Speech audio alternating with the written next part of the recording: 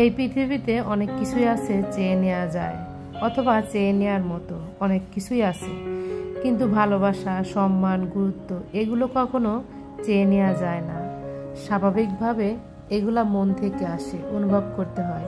ভালোবাসা চেয়ে নেওয়া এটা যে কতটা যন্ত্রণা, কতটা অবহেলা, কতটা আক্ষেপের, এটা শুধুমাত্র তারাই উপলব্ধি করতে পারে যারা শুধুমাত্র এই পরিস্থিতিতে পড়েছে।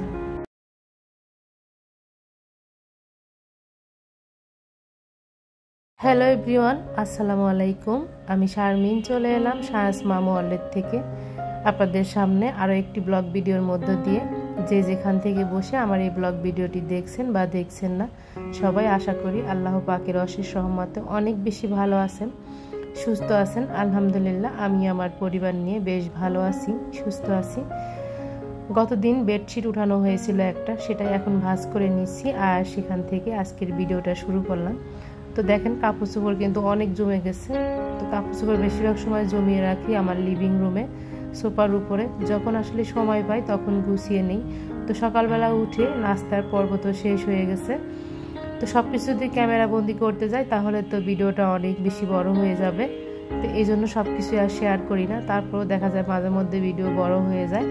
তো যাই হোক, এখন এখানে বেডশিটটা গুছিয়ে রাখছি। তারপরে কিন্তু আরও কিছু কাপড় চোপড় ছিল আমার বেডের উপরে, সেগুলো গুছিয়ে নিয়েছি। তো সেগুলো তো আর শেয়ার করিনি।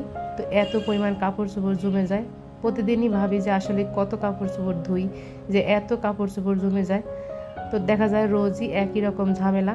তো মোটামুটি চেষ্টা করি যে কাপড় গোছানো বা বেডরুম গোছানো, সবচেয়ে আগে মনে হয় কাপড় চোপড় যদি গোছানো থাকে, বেডটা যদি গোছানো থাকে তাহলে কিন্তু বেশ ভালোই লাগে। তো যাই হোক, আমি কিন্তু সারাদিন অনেক ব্যস্ততার মধ্যে কাটে, বাচ্চার স্কুল, কোচিং সব মিলিয়ে। এত ব্যস্ততার মধ্যে আমি সব সময় চেষ্টা করি আমার ঘর বাড়ি একটু পরিষ্কার পরিপাটি করে গুছিয়ে রাখতে। আসলে পরিষ্কার পরিপাটি ঘর বাড়ি থাকলে কিন্তু মনটা অনেক ভালো লাগে, মানে মনের মধ্যে একটু শান্তি শান্তি ফিল হয় আর কি।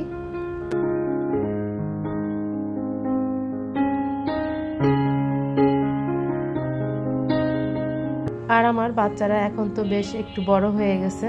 তো বড় দুজন তো খুব একটা এলোমেলো করে না, তো এখন ছোট জনই একটু এলোমেলো করে। তো সে দেখা যায় মাঝে মাঝে সোফার উপরে বসে, তো অনেক সময় বেডের উপরে বসে বিস্কুট, চানাচুর এগুলা খায় আর গুঁড়াগুলা পরে। তো তাকে কিন্তু অনেকবার বলি যে এখানে বসে খেও না, বা অন্য জায়গায় খাও, বা টেবিলে বসে খাও। সে কিন্তু টিভি দেখার নেশায় এই যে সোফার উপরে বসে বসে খাবে। আবার দেখা যায় রাত্রেবেলা অনেক সময় আপনাদের ভাইয়া টিভি দেখে আর খাবার খায়। তো তাকে তো আর নিষেধ করতে পারি না। তো আমার কাছে মনে হয় মানে সেন্টার টেবিলের উপরে বা কোনো জায়গায় একটু ময়লা পড়লে আমার কাছে খুব কষ্ট লাগে, কারণ আমি তো সব কিছু আসলে পরিষ্কার পরিপাটি করে রাখি। আর সারাদিন তো অনেক ব্যস্ত থাকি বাচ্চা কাচ্চা, স্কুল, কোচিং নিয়ে। তারপরেও চেষ্টা করি আমার যত কষ্ট হোক আমার ঘর বাড়ি আসলে পরিষ্কার পরিপাটি করে গুছিয়ে রাখতে হবে। আর সেটা অবশ্যই নির্দিষ্ট একটা টাইমে। তো নির্দিষ্ট একটা টাইমে কিন্তু আমি চেষ্টা করি আমার ঘর বাড়িগুলো গুছিয়ে নেওয়ার জন্য। বিশেষ করে দেখা যায় রান্নাবান্না শুরু করার আগে ঘর বাড়িগুলো গুছিয়ে রাখি।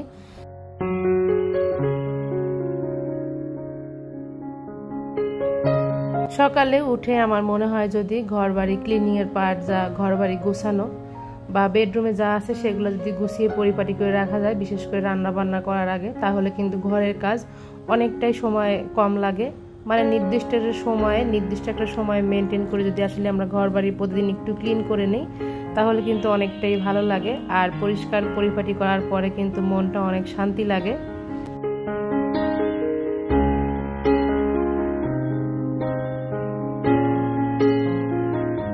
আর আমার যেহেতু ছোট বাচ্চা নাই, মানে বাচ্চারা মোটামুটি একটু বড় হয়ে গেছে, দেখা যায় বাচ্চাদের একটা দেখাশোনা বা ছোট বাচ্চা ঘরে থাকলে যে অনেক বেশি এলোমেলো নোংরা করে তা কিন্তু না। তারপরেও দেখা যায় যে কিছুটা হলেও নোংরা হয়। বা আমার সায়ান যেহেতু এখনও ছোট, ওরকম বড় হয় নাই, কথা বললে সবই বুঝে, সবই মানার চেষ্টা করে। তারপরেও যেহেতু ছোট মানুষ, তো অনেক কিছুই দেখা যায় এলোমেলো করে ফেলে, নোংরা করে ফেলে। তো যাই হোক আর কি, তো ওটাই মাঝে মাঝে মনে হয় যে আমার কাছে একটু বিরক্ত লাগে। তো তারপরও আমরা তো মা, আসলে মায়েদের তো বিরক্ত হলেও চলে না, মায়েদের কিন্তু সবই সহ্য করতে হয়, না হলে আর মা হয়েছি কেন। তো যাই হোক, এখানে চলে এসেছি। বেসিনে কিছু থালা বাসন আছে, সকালে নাস্তা খাওয়ার পরে বা রুটি বানিয়েছিলাম, তো রুটি, আটা মাখানোর ডিশ বা এখানে ফ্রাই প্যান সবই কিন্তু রয়ে গেছে। এখন এগুলা ক্লিন করে নিচ্ছি।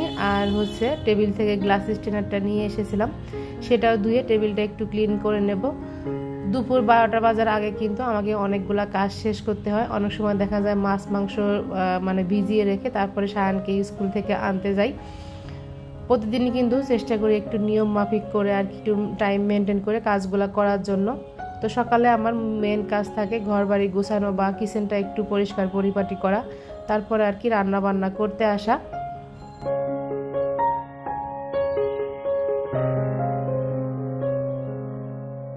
আর সকাল থেকে একটানা এই যে কাজ করি, ঘর বাড়ি গোছাই, পরিষ্কার পরিপাটি করি। তো একটু সময় মেনটেন করেই করি। দেখা যায় ঘড়ির দিকে বারবার তাকাই, আবার টাইম মতো তো যেতে হবে বাহিরে। তো ঘর বাড়ি গোছানোর পরে সামনে যখন দাঁড়িয়ে দেখি তখন কিন্তু মনের মধ্যে একটা অন্যরকম শান্তি ফিল করে। তো সারাদিন এই যে কষ্ট করে পরিশ্রম করে যে ঘর বাড়ি গুছিয়ে রাখলাম, তো সারাদিন কিন্তু এরকমই থাকে। আমার মনে হয় এটা মনের মধ্যে মানে ভালো লাগা, একটা সার্থকতা কাজ করে যে হ্যাঁ আমার ঘর বাড়িগুলো গোছানো আছে। আর ঘর বাড়ি গোছানো থাকলে কিন্তু অবশ্যই মন মানসিকতা ভালো থাকে আর নিজের মনে কিছু শান্তি লাগে। আর এর সাথে অবশ্যই কিচেনটা ক্লিন থাকতে হবে। একটা মানুষের তার রুচিবোধ, তার ব্যক্তিত্ব বা সে কেমন পরিষ্কার পরিচ্ছন্ন তার কিন্তু সেটা তার কিচেন আর বাথরুম দেখে বোঝা যায়। তার সাথে কিন্তু তার ঘর বাড়ি কেমন পরিষ্কার পরিপাটি সেটা দিয়েও কিন্তু বুঝতে হবে কিছুটা আর কি। তো শুধু যে ঘর বাড়ি পরিষ্কার রাখি তা কিন্তু না, কিচেন বাথরুম সবই কিন্তু পরিষ্কার পরিপাটি রাখতে হয়। তো যাই হোক আর কি, এখন তো প্রায় কিচেনের কাজ শেষ করে ফেলেছি কথা বলতে বলতে। সকালে রুটি বানিয়েছিলাম, কন্টেনারটা এইভাবেই ছিল, সেটা এখন গুছিয়ে রাখলাম। তো আর এই তো সব কিছু কিন্তু ধোয়া হয়ে গেছে, রুটি বানানো হয়েছিল, এখন সেটাও আর কি সেই জায়গাটা মুছে নিলাম।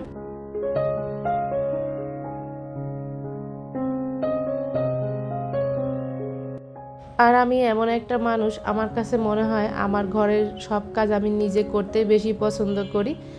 তাতে একটু সময় বেশি লাগে, আসলে সেটা একটা বিষয় না। তারপরও দেখা যায় নিজে যখন করলাম, পরিষ্কার পরিপাটি করে করলাম, আমার মন নিবেদন করে যদি আমি কাজটা করি সেক্ষেত্রে আমার মনটাও ভালো লাগে আর সব কিছুই ফ্রেশ লাগে। হেল্পিং হ্যান্ড বা কাজের লোক দিয়ে যতই করাই না কেন, তখন মনে হয় যে এই জিনিসটা পরিষ্কার হলো না, এটা আমার মনের মতন করে হলো না। হেল্পিং হ্যান্ড দিয়ে করানোর পর তারপরে কিন্তু নিজে করতে হয়। তো নিজে না করলে কিন্তু মানে কোন কাজই পরিষ্কার হয় না। অনেকে আছে কাজ ফেলে রাখে হেল্পিং হ্যান্ডের জন্য, তো দেখা যায় সব একবারে জমিয়ে একবারে করে, তখন কিন্তু অনেক বেশি নোংরাও হবে আর সময়ও লাগবে। আর সেক্ষেত্রে কিন্তু আমারও দেখা যায় রাগ উঠে যায়, কাজ করতে গেলে অনেক কাজ জমে যায়। তো এই জন্য চেষ্টা করি যখন যে কাজটা সেটা গুছিয়ে নিই আর কি, কখনোই কোনো কিছু ফেলে রাখি না, সময়ের সাথে সাথে কাজটা সেরে ফেলি। এই যে সকাল থেকে একটার পর একটা কাজ করছি, আমার হেল্পিং হ্যান্ড কিন্তু দুপুর 12টার আগে আমার বাসায় আসতে পারে না। তো এখন কি দুপুর 12টা পর্যন্ত আমার থালা বাসন ধোয়া বা ঘর বাড়ি অন্যান্য কাজ আমি ফেলে রাখবো? আসলে মানে কখনোই কিন্তু এটা করি না। দেখা যায় বাচ্চাকে স্কুল থেকে নিয়ে আসার পরে রান্নাটা করি রিল্যাক্সে আর কি, তার আগে ঘর বাড়িগুলো আর কি গুছিয়ে নিই। তো আমার সবচেয়ে বেশি কষ্ট হয় যে বাসার ঘরটা মুছতে, মানে কাটা বাছা করতে আর হামু দিয়ে ওয়াশরুম ক্লিন করতে। এই 3টা কাজ সব থেকে বেশি কষ্ট লাগে। তাছাড়া অন্যান্য কাজে কিন্তু খুব একটা কষ্ট লাগে না, যেহেতু আমার একটু ব্যাক পেনের সমস্যা আছে। তো দেখা যায় এই 3-4টা কাজ আমি একটু বেশি অ্যাভয়েড করি আর সব কিন্তু নিজে হাতেই করি। নিজের ঘরের কাজ নিজের মতো করা, এর থেকে আসলে শান্তির কিছু নেই। করলে পরে দেখা যায় যে পরিষ্কারও হয়, তো নিজের মনের মতন করে হয় আর কি। আর কাজের লোক দিয়ে যতই করাই একটু মনের মধ্যে খুঁতখুঁতি থেকে যায়। তো এই জন্য দেখা যায় যতটা পারি ততটা করি, যেটা পারি না সেটা হেল্পিং হ্যান্ড দিয়ে করাই। যাই হোক, এই হচ্ছে অবস্থা। আপনাদের সাথে কথা বলতে বলতে কিন্তু আমার ঘর বাড়ি একদম পরিষ্কার করে গুছিয়ে নিয়েছি। এখন কিন্তু আমি রিল্যাক্সে রান্নাবান্না করতে আসছি। সারাদিনের এই যে সার্থকতা, আমি যখন বিকেলবেলা আবার সায়ানকে নিয়ে বাহিরে যাব তখন কিন্তু আমার ঘরের সবগুলো রুম দেখে যাই যে কোথায় কি আছে, এলোমেলো কিছু আছে কিনা। তো সেটাও কিন্তু আমি অনেক সময় গুছিয়ে যাই। তারপরও দেখা যায় ঘরে যেহেতু বাচ্চা কাচ্চা আছে, একটু এলোমেলো স্বাভাবিক নোংরা করবেই। যাই হোক, এই হচ্ছে অবস্থা।